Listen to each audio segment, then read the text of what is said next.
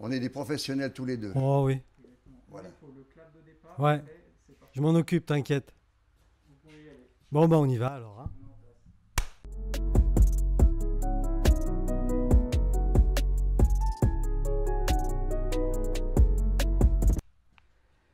Bonjour à tous. Aujourd'hui, Chablaisien le podcast quitte son studio pour un temple chablaisien de la fête, pour aller à la découverte de l'univers d'un jeune homme étonnant.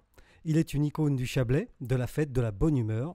J'ai le plaisir aujourd'hui de rencontrer Roger Christian, qu'il faut appeler Christian. Exactement. Bonjour Roger. Christian. Bonjour Michel, très content de te recevoir dans mon établissement et j'espère que nous allons passer un bon moment. Excuse-moi, je suis un peu perturbé par ta présence. Oui, et donc j'ai appris que tu as des difficultés quelquefois pour parler. Tu inverses un peu les syllabes. Non, mais j'inverse parce que ça faisait partie, dans le temps j'étais animateur, j'ai arrêté cette profession. Et quand j'étais sur scène, j'ai vu que ça faisait plaisir aux gens, ça les faisait rire. J'avais gardé cette habitude, mais plus ici. Ici, on devient sérieux, toi et moi. On est sérieux. Voilà. Donc nous sommes au Ramdam, hein, c'est ça, à Périgné. À Draillan. Les Draillans veulent qu'on respecte que le Ramdam est à Périgné. Très important. Donc les Draillanet, pardon. Les Draillanet, les Draillanoises. Hein. Oui, et les Draillanoises, bien entendu, il n'y a pas de problème. Donc, je le disais dans mon préambule, alors tu tiens absolument à ce qu'on se tutoie, tu tutoies tout le monde, hein, il faut le dire, donc on se tutoie. Oui. Je le disais dans mon préambule, le Ramdam c'est une institution, hein, clairement dans le Chablais, mais toi aussi, c'est-à-dire que tu as un passé d'artiste, comment dire, assez conséquent. Et tu as commencé par le chant, l'animation, c'est ça? Alors, je vais t'expliquer un truc qui va te choquer. Je suis autodidacte depuis l'âge de 11 ans. D'accord. Et à 11 ans, j'avais déjà ça dans la peau. À 11 ans, je commençais pour me faire 2-3 sous, parce que j'étais tout seul, seul au monde, comme dirait l'autre. Et j'animais des kermesses pour me faire 2-3 sous. Je faisais des spectacles. Après, par la suite, je suis devenu barman pour me faire 2-3 sous. Et quand j'étais barman derrière mon bar, c'était à Cluse, je faisais rire les gens par mes contrepétries. Et par la suite, je suis monté en grade en prenant une discothèque. Enfin, on m'a proposé de gérer une discothèque. J'étais très jeune, j'avais 18 ans. À cette époque-là, on n'aurait pas le droit. Et j'animais la discothèque l'hiver.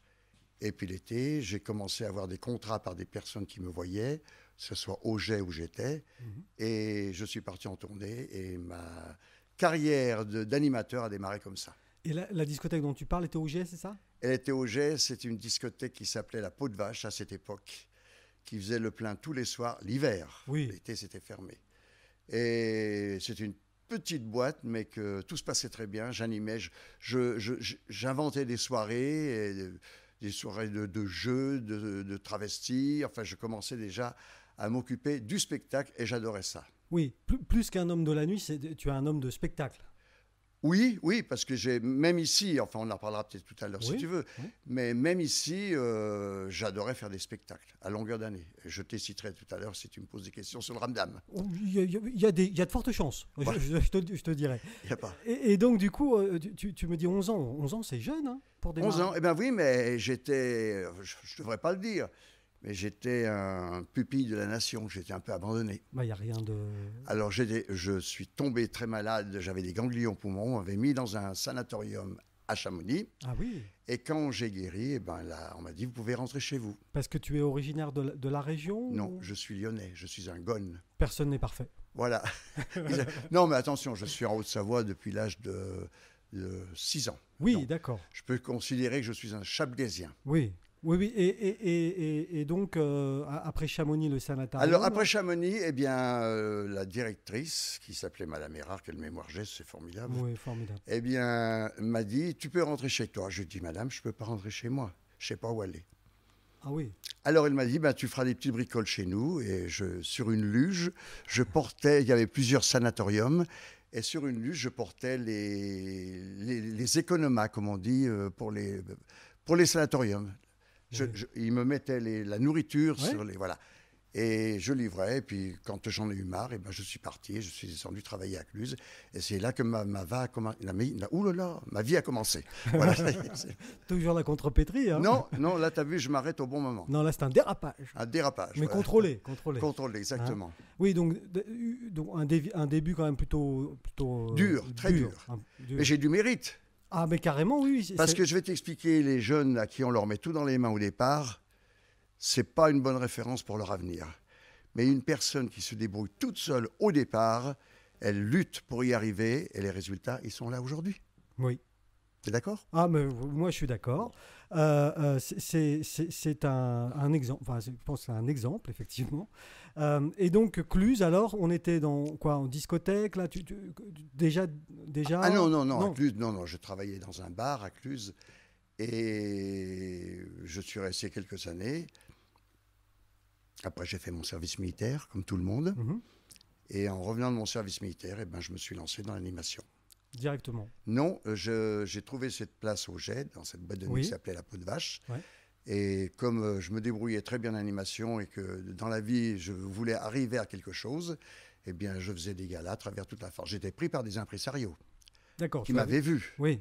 Et ces impresarios me donnaient des trajets à faire. Et un jour, j'étais à Lille, Bordeaux, Marseille, je changeais souvent de ville. Et puis, un soir, j'étais à Megève.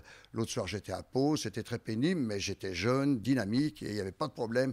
Je voulais foncer dans mon travail. Et j'aimais ça. Et ça, tous les étés? Pendant 18 ans. Waouh! Voilà. Ah oui! Pendant 18 ans. Et au début, tu parlais de ces déplacements. Au niveau routier, la France n'était pas aussi bien développée, j'imagine. Ah non, mais au début, écoute, je vais t'expliquer une chose. Ça Au devait être début, l'aventure. c'était formidable. C'était l'aventure. Aujourd'hui, on ne pourrait pas le faire. Il y a trop de contraintes administratives, contraintes de la route, contraintes de l'alcool. Il y a trop de problèmes administratifs aujourd'hui. Je ne pourrais pas le refaire. Mais j'ai une chance inouïe, c'est ce que les jeunes me disent souvent quand ils viennent au Ramdam. Vous avez vécu les années 70-80 et monsieur, c'est extraordinaire. On aurait aimé vivre cette vie-là. Vous avez eu beaucoup de chance, monsieur. T'as vu, je parle bien quand je veux. Ouais. Oui, non, mais ça, c'est sûr. Et du coup, justement, oui, voilà, au début de cette carrière d'animateur, on est dans les années 70, c'est ça? 70-80. Donc là, c'est sexe, drogue et rock'n'roll, c'est ça? Non, c'est pas vrai ce que tu dis. Peut-être sexe si tu veux, mais rock'n'roll, oui. Rock'n'roll, oui. Enfin, je te le dirai par la suite, j'ai un grand chanteur qui est venu d'ici. Ah. Mais tu me poses des questions sur ma vie pour l'instant. Oui. Et tout à l'heure, tu vas me poser des questions sur le Ramdam. Va savoir. Donc, je te dirai. Tu fais ce que tu veux. Va savoir. Et tu m'as dit que je vais te poser des questions sur Chablais aussi. Oui, aussi. Alors, j'attends toutes ces questions.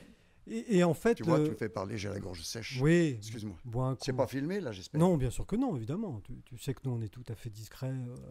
On vient. Alors, pour les gens qui nous écoutent uniquement, et qui ne verraient pas les images, on est au centre de la piste de danse du Ramdam. Oui. Et ça, par une belle journée, soirée, on n'en sait rien, mais totalement vide. Et ça, c'est assez bluffant. Alors, pour moi, c'est très, très bluffant. Pour la bonne raison que je ne pense pas tellement à moi, parce que moi, je suis dans mes murs, je suis chez moi. J'organise ma vie, j'ai toujours organisé ma vie comme elle arrivait. C'est pour ça qu'aujourd'hui, j'en suis à ce stade-là. Parce que si les gens organisent leur vie avec l'âge, c'est pas bon.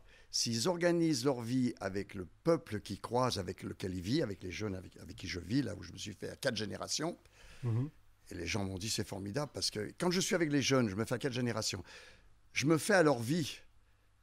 On se donne le coup de poing, on se dit bonjour, je me fais à leur vie. Et comme je me fais à leur vie, eh bien, ils sont contents, ils n'ont pas l'impression d'avoir une personne d'un âge certain. Donc, voilà, no comment. D'un âge certain, no comment, moi... Voilà, c'est ça. Voilà. Donc... Et ça leur plaît, et c'est pour ça que moi, je suis bien dans ma discothèque.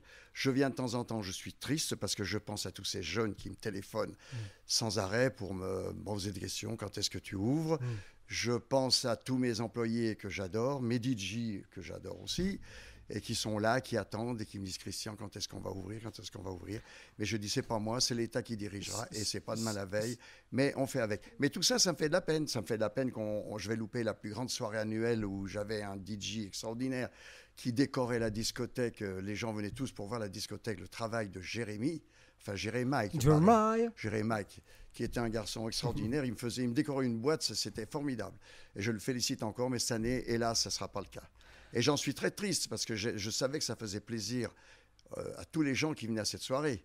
Après, il y avait encore la soirée pour l'anniversaire du Ramdam. Je faisais une grande soirée aussi à cette occasion. Et justement, parce qu'on parle sur le Ramdam, donc on l'a dit, 18 ans sur les routes, l'été principalement, aller à droite à gauche.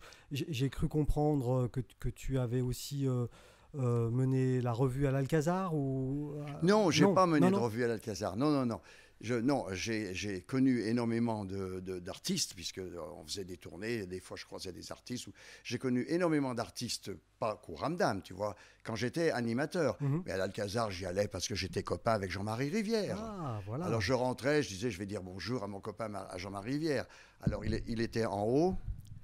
Pardon, excuse-moi. C'est rien, Christian, pas de souci. Il était en haut au premier étage, il buvait ses 2 petits whiskies, j'allais le rejoindre, on buvait un petit coup ensemble. L'Alcazar, c'était c'était à Paris. À Paris, d'accord. Rue Mazarine. D'accord, rue Mazarine à Paris. Voilà, rue Mazarine à Paris. Et après, il me dit, Christian, faut que je te lèche. Faut que je te laisse, pardon, excuse-moi. Excuse-moi. Toujours non, mais cette langue, tu me perturbes. Toujours cette langue qui fourche. non, il faut que je te lèche, je vais sur la scène. Oui. Alors moi, je restais en haut, je regardais faire son spectacle, et après je rentrais, mais à chaque fois que je venais à Paris, j'y allais. Et après, il a quitté Paris, il a été s'installer à Saint-Barthélemy, et là-bas, il a monté un spectacle, et puis là-bas, tu sais que c'est un garçon. T'as jamais entendu parler de Jean-Marie Rivière? Non, mais je connais le Rhum Trois-Rivières. Tu es très jeune encore. Oui, voilà. oui, très très jeune. Voilà. C'est le mot. Voilà. Et donc, il est mort du travail qu'il a fait toute sa vie. Il est mort du cancer de la gorge. Ah, oui. Et voilà. Et maintenant, il est parti. Mais je pense souvent à lui parce que je l'aimais bien, il était sympa. Quant aux autres, non, je n'avais rien à voir avec l'Alcazar. J'allais là-bas parce que celui qui dirigeait l'Alcazar était mon copain et on discutait.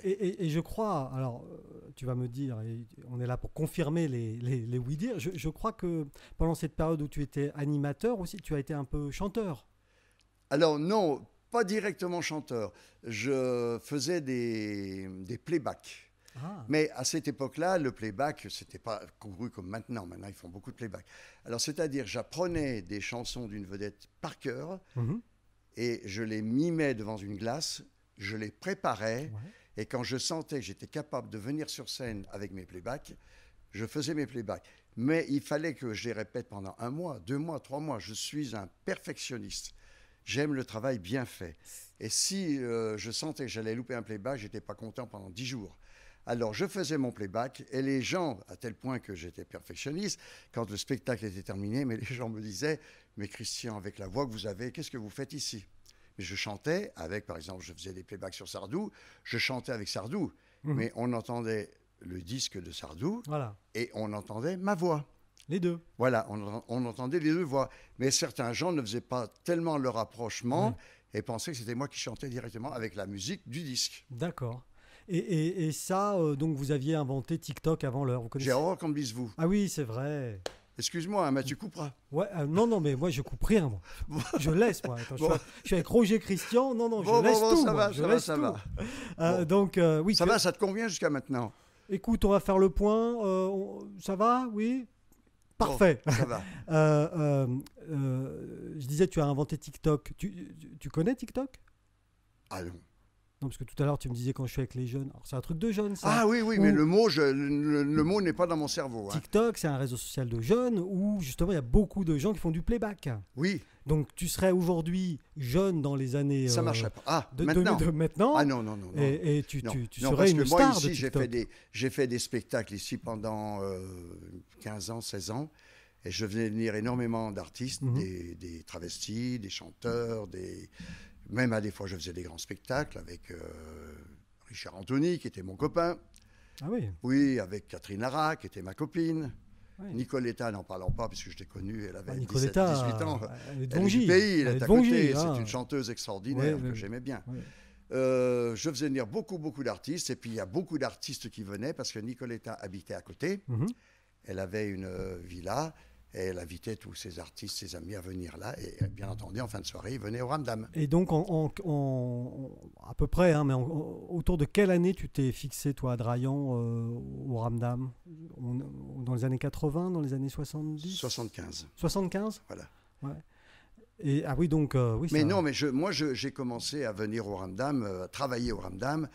Le Ramdam a ouvert en 1967. J'ai commencé à venir au Ramdam en 70, voilà. Ah oui. Ah oui, oui, oui, oui, mais je partais, je venais, je Parce travaillais. C'était Jean-Claude à cette époque-là qui s'occupait. Jean-Claude à qui je fais un petit coucou, parce que j'aimais bien ce garçon-là. Il est parti. On avait un DJ extraordinaire qui était James aussi. Il est parti. C'est tous des gens que j'aimais, mais voilà, je venais, je travaillais ici avec lui. On a travaillé quelques années ensemble. Vous avez travaillé ensemble et du coup, toi, dans ces, à ces débuts là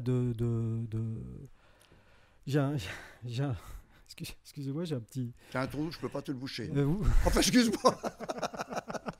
Excuse-moi. J'ai arrêté de rigoler derrière. Hein. Bon. Allez, vas-y. Ouais, Ça filme pas, hein, j'espère. Hein. Non, bon, évidemment, ça filme jamais. bon, excuse-moi. Pas avec nous. Non, parce que je veux pas que les gens aillent bander, aillent penser. Oh, mais non. Ce qui Non, non. ce qui De se toute passe, façon, voilà. ce qui se passe au Ramdam, Ça reste au Ramdam. ça reste Bon, au Ramdam. ça va. Hein. Oui, j'ai retrouvé ma question. J'ai ouï dire que le Ramdam était la plus vieille discothèque de France. Est-ce que c'est vrai Alors, ça? je vais te dire une chose, Michel. C'est pas bien ce que tu dis là. Le Ramdam n'est pas la plus vieille discothèque de France. Le Ramdam est la plus ancienne discothèque de France. Tu vois, c'est plus joli, c'est plus harmonieux. Tu vois. Mais c'est vrai. Par exemple, quand on dit les vieux, non. Maintenant, on a changé, on dit plus les vieux. On dit les anciens. Ou les anciens, ou les gens un peu âgés. Ou les gens qui ont de l'expérience. Voilà, mais alors la plus vieille, j'aime pas. Oui, on est la discothèque la plus ancienne de France avec la même direction. Oui. Parce qu'il y a sûrement des discothèques qui sont plus anciennes, mais ça a changé plusieurs fois de propriétaire.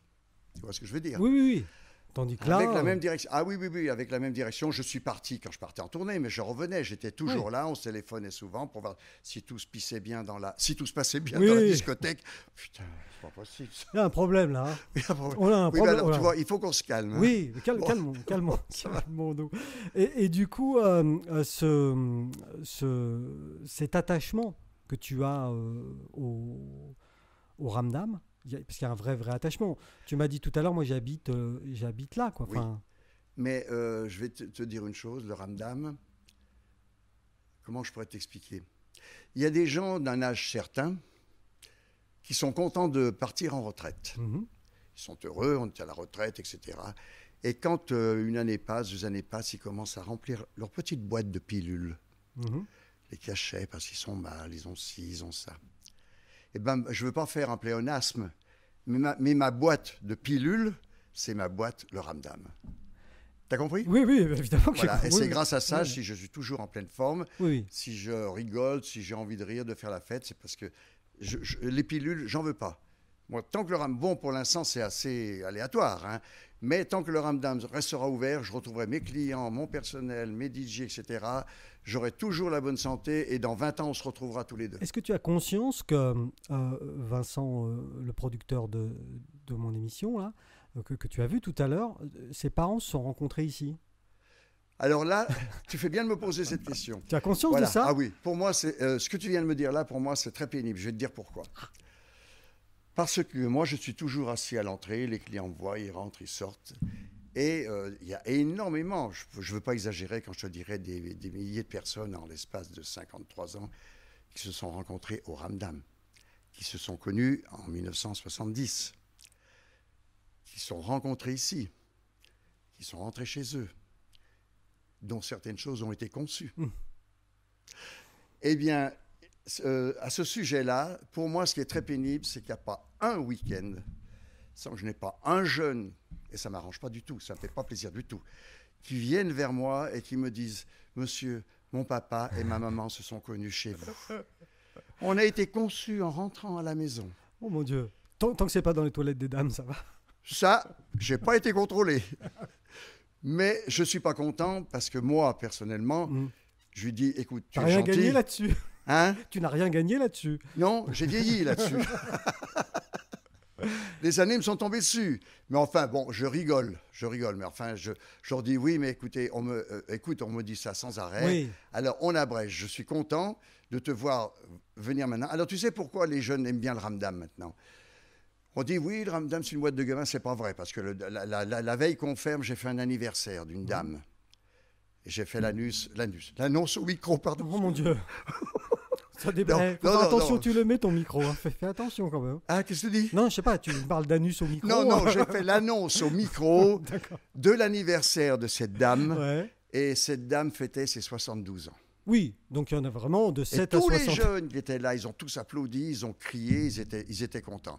Alors, il ne faut pas dire que le ramdam est une boîte de jeunes, une boîte de gamins, etc. C'est pas vrai. Les jeunes viennent là, ils aiment la musique, ils m'engueulent pour être vulgaire, quand je dis au DJ de mettre... non, c'est le DJ qui n'est pas content. De mettre les années 80. Tu sais pourquoi les jeunes d'aujourd'hui de 19, 18, 20 ans, 30 ans même, adorent la musique des années 80? Non. Pourquoi? Eh bien, disons, qu'est-ce que je parle bien aujourd'hui? Ouais.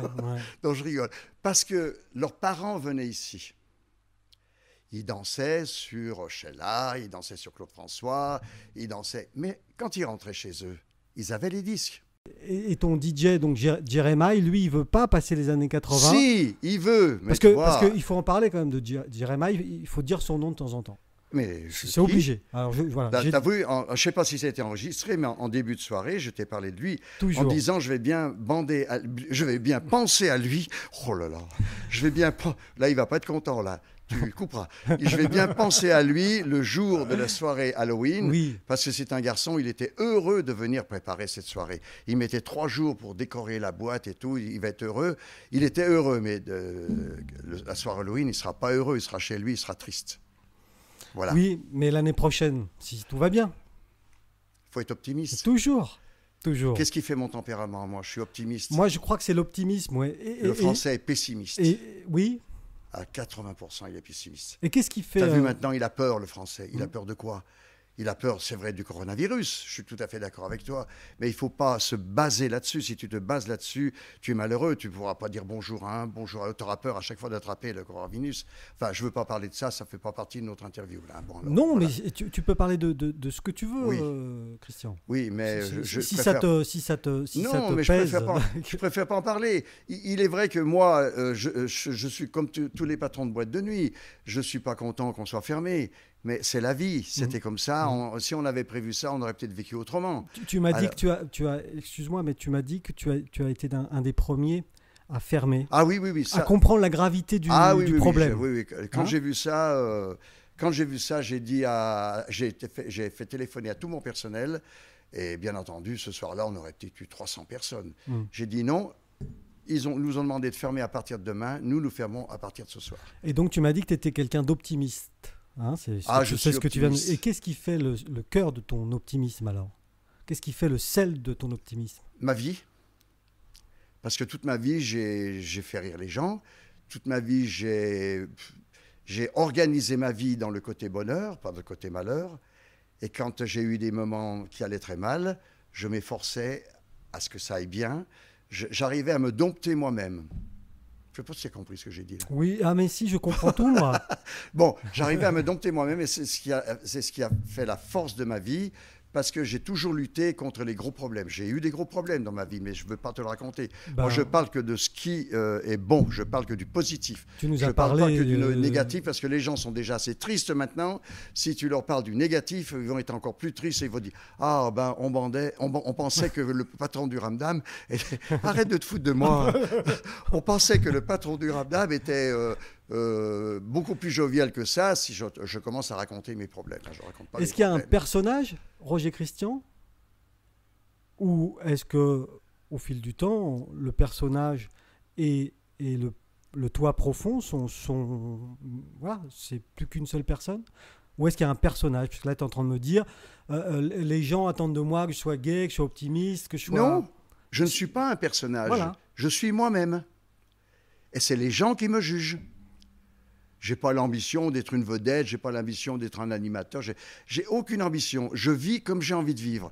La preuve, c'est comme je parle avec toi, quand je discute avec les gens dans la boîte, mais ils sont contents, ils me disent « Monsieur, on reviendra, vous nous avez bien fait rire. » En ce moment, ça ne va pas. Franchement, on a passé un bon moment avec vous. Parce que maintenant, je fais attention de ne pas sortir trop de conneries.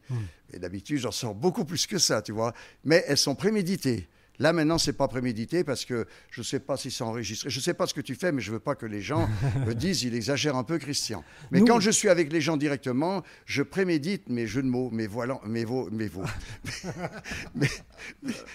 mots à l'envers. Oui, voilà, oui. c'est ça. Donc, ils rigolent, mais moi, je fais celui qui n'a pas fait exprès. C'est aussi une astuce pour briser la glace. Non, c'est une astuce pour que les gens soient heureux et envie de rigoler. Oui, pour briser la glace, si tu veux.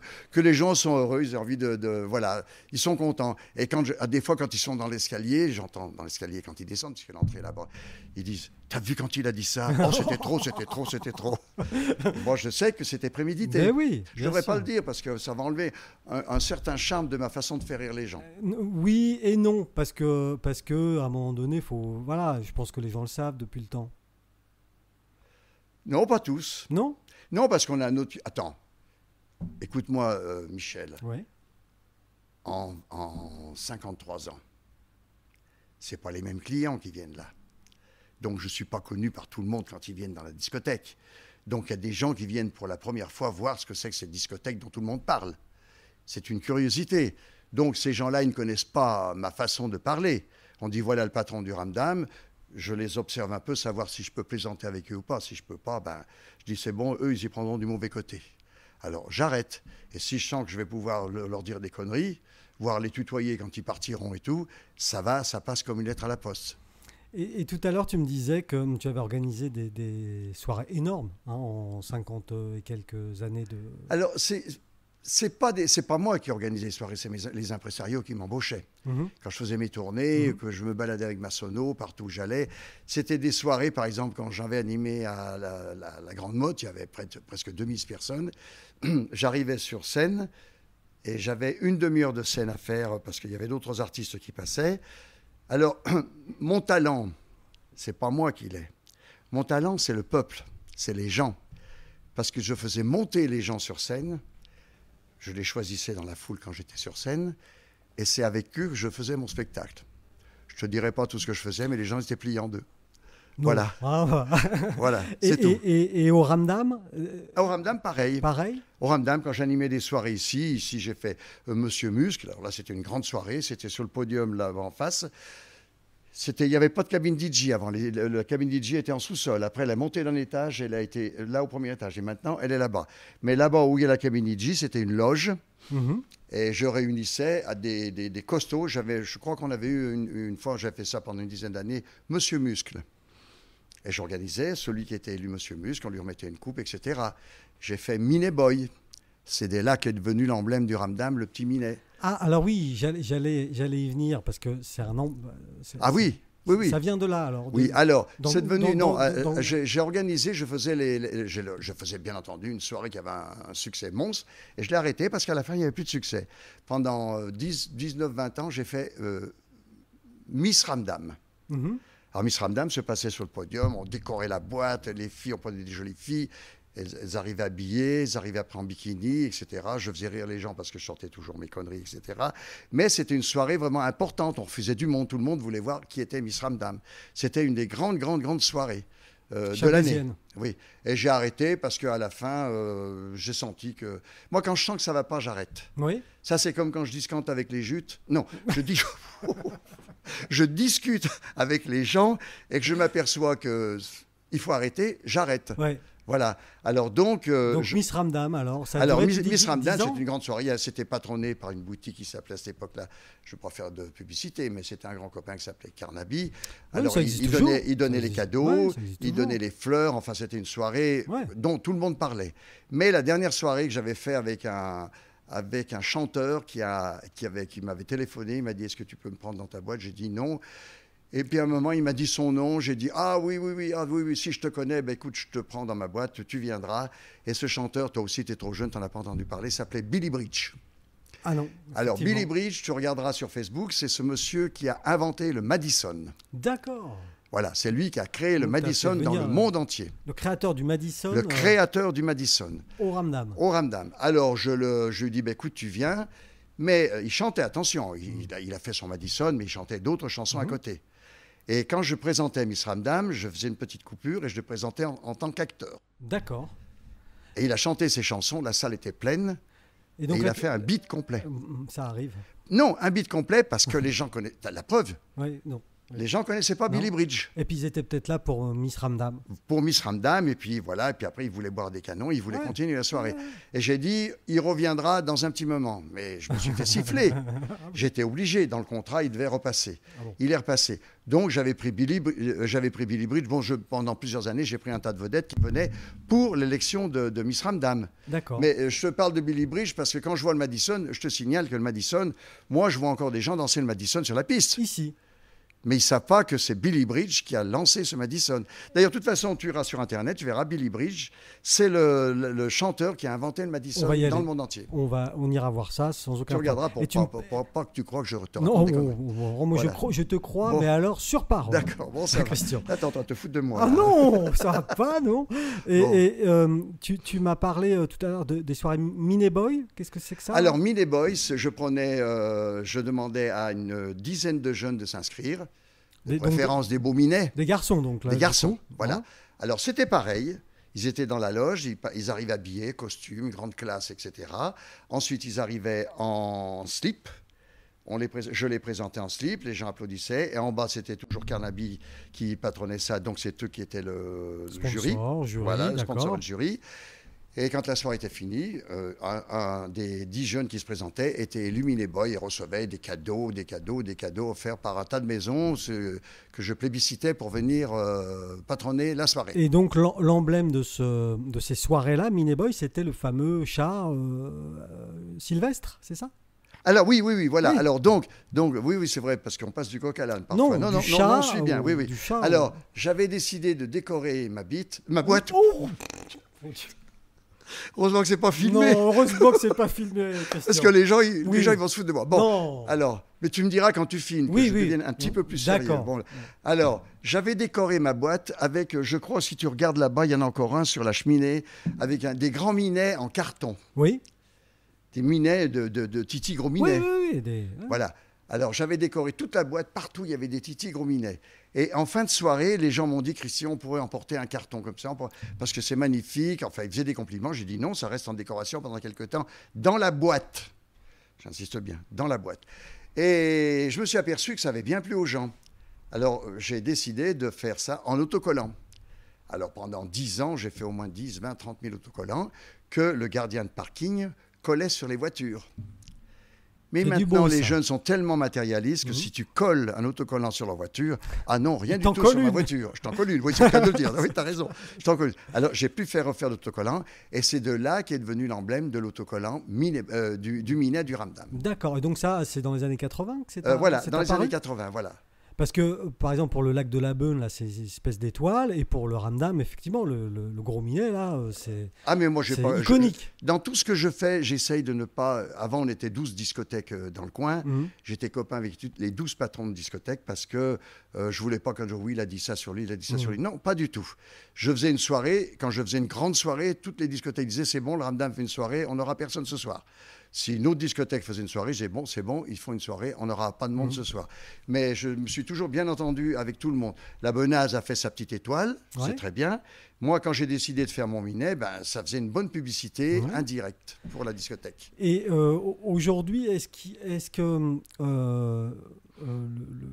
comment dire, le monde de la nuit, puisque c'est quand même de ça dont on parle depuis tout à l'heure, est-ce que le monde de la nuit des années 70 et le monde de la nuit des années 2020, c'est la même chose ou tu viens de me dire que les jeunes étaient plus matérialistes, que voilà. Oui. Il y a des grandes différences comme ça? Alors, je te réponds, Michel. Oui. Le monde de la nuit, il y a 40, 50 ans, ils s'en foutaient enfin, ils s'en foutaient pas, mais il n'y avait pas tous les problèmes qu'il y a maintenant. Ils vivaient, ils rigolaient, ils s'amusaient, ils buvaient modérément et ils venaient en discothèque pour surtout danser. Et la piste était toujours pleine. Ouais. Maintenant, ça a complètement changé. La jeunesse d'aujourd'hui, elle vient en discothèque parce que moi, à mon avis, je fais attention à ce que je dis parce que tu sais, les critiques vont vite. La jeunesse d'aujourd'hui n'est pas très bien dans sa peau. Elle ne se sent pas bien dans sa peau. Et pour qu'elle se stimule, c'est malheureux à dire ce que je vais te dire là, il faut qu'elle aille en discothèque,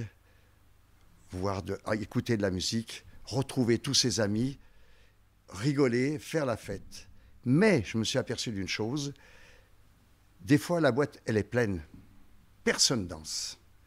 Je ne dis rien à mon DJ, parce qu'un DJ, il ne faut rien lui dire. Si tu lui dis quelque chose, attention. Surtout Jérémy. Ouh là là là là. Alors là, il te fait la gueule et puis la musique est moins bien. Je m'aperçois qu'à minuit et demi, 1h, parce que maintenant, les gens arrivent plus tard en boîte de nuit. Avant, on fermait à 4h les boîtes de nuit. Oui. Maintenant, on ferme à 5h parce que les maires sont aperçus, les préfets sont aperçus que les gens arrivaient tard en boîte de nuit. Donc, les gens arrivent vers les 1h, 1h30, 2h. Ah oui. Alors, s'il fallait fermer à 4h, tu vois, les gens diraient, c'est pas la peine de venir en boîte de nuit. Alors, dans les années 70, c'était 22h. 9h. 21h. 21h, pardon, excuse-moi. Oui. 21h, il y avait déjà du porte devant la monde. Du monde devant la porte. Oui, j'avais compris. Rassure-toi, on a compris. Il y avait déjà plein de monde devant la porte qui attendait qu'on ouvre. À 21h. Mais à 4h, il fallait partir. Oui. Et là, maintenant, tu dis... Alors, maintenant, je finis ce que je te disais. Là, la piste, il n'y a personne. Mais quand on a servi les bouteilles à droite, à gauche, sur les tables, ils boivent. Quand ils ont bu, ils s'en posent dans leur pine. Ils s'en sentent bien dans leur peau, pardon. Excuse-moi. Ils sont bien dans leur peau. Et tu arrêtes de te foutre de moi, toi. Hein. Bon, ils se sentent bien dans leur peau parce qu'ils ont un peu d'alcool. Oui. Et la piste se remplit jusqu'à 5h du matin. Et là, ils sont heureux. D'accord. Alors qu'avant, ils n'avaient pas besoin de ça pour rigoler. Mais je ne critique pas les jeunes d'aujourd'hui. C'est des jeunes qui sont... C'est une génération que j'aime bien, parce que j'ai vu passer 4 générations dans ma discothèque. C'est une génération que j'aime bien. Ils sont polis, ils sont corrects, ils sont gentils, ils aiment rire, ils aiment faire la fête, mais ils n'ont pas la facilité de vivre que nous avions, nous, à cette époque-là. D'accord. Tu vois ce que je veux dire? C'est une analyse qui vaut ce qu'elle vaut, mais à mon avis qui est intéressante. Oui. Voilà. Oui. Je dis, voilà, attendez, maintenant il sort, il a peur de l'alcool, il a peur de la vitesse, il a peur de tout. Ouais. Tu le sens, nous, on ça, avait peur toi de rien du tout. Tu le sens, ça, toi, dans les générations d'aujourd'hui? Ah oui, oui. Oui, je le sens parce que moi, quand j'allais à Paris, je roulais à 180. Oh! Oui. Sur la nationale, en plus? Non, sur les autoroutes. Mais j'en avais rien à foutre, il n'y avait pas de problème, il n'y avait pas tout ce qu'il y a maintenant. Sans ceinture, en plus, j'imagine. Ça n'existait pas. Ah, je ne devrais pas te le dire. Non, j'ai 22 ans. 22 ans, c'est bien. Non, mais ça n'existait pas, la ceinture. D'ailleurs, quand la ceinture, ils ont commencé à nous obliger de mettre la ceinture, j'ai dit, je ne la mettrai jamais. D'accord. Puis avec le temps, je l'ai mis. Pas la peur du gendarme, pas la peur de l'amende, mais quand j'ai vu... le message a fini par passer. Voilà. Mais j'allais à 180, pas de ceinture et tout, c'était la belle vie, on pouvait boire, on pouvait manger au restaurant et boire. Et fumer aussi. Et fumer. Parce que, est-ce que tu as senti une différence au moment où l'interdiction de fumer dans les lieux publics a été instaurée? Alors, je vais te faire une confidence, Michel. Quand il y a eu l'interdiction de fumer dans les discothèques, j'ai eu très peur. Oui.